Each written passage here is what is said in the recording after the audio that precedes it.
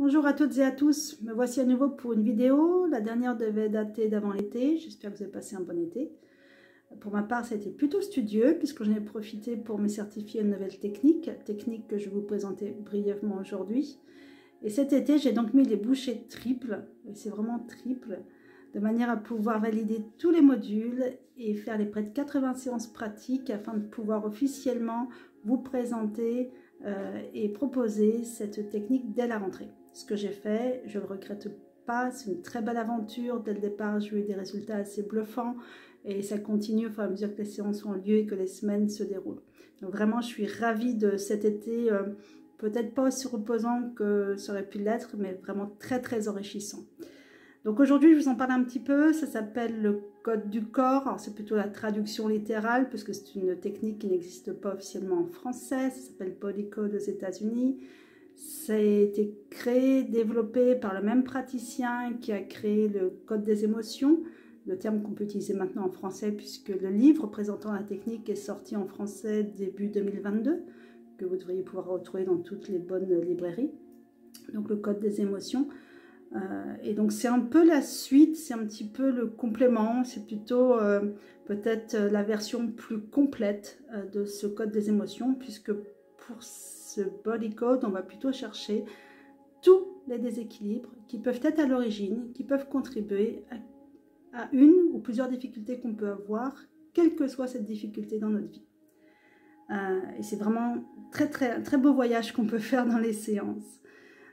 Les outils, la technique sont globalement les mêmes puisqu'on va se baser sur le subconscient du sujet, ce merveilleux ordinateur qui enregistre tout et qui objectivement va pouvoir nous montrer, nous indiquer les différents déséquilibres à libérer.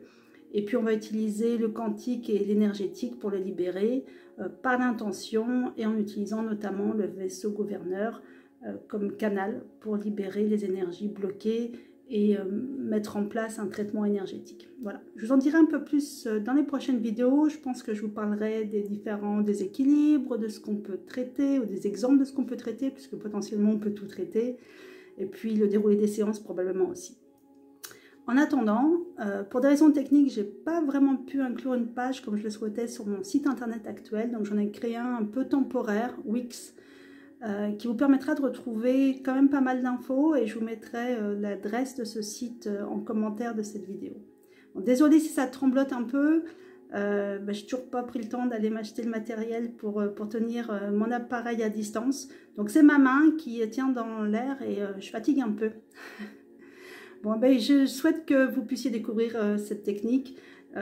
Et je vous invite vraiment à la découvrir, c'est super chouette et elle a double intérêt, c'est qu'en plus de pouvoir être faite comme n'importe quelle technique de travail en soins énergétiques, elle peut être faite évidemment face à face, en présentiel dans mon cabinet, mais aussi elle peut être faite à distance et moi je le fais beaucoup par téléphone que je trouve finalement plus efficace que la vidéo. Ça permet à chacun d'être dans son espace et surtout à la personne qui reçoit d'être présente à ce qui se passe plutôt que d'être dans le mental de l'entretien visuel.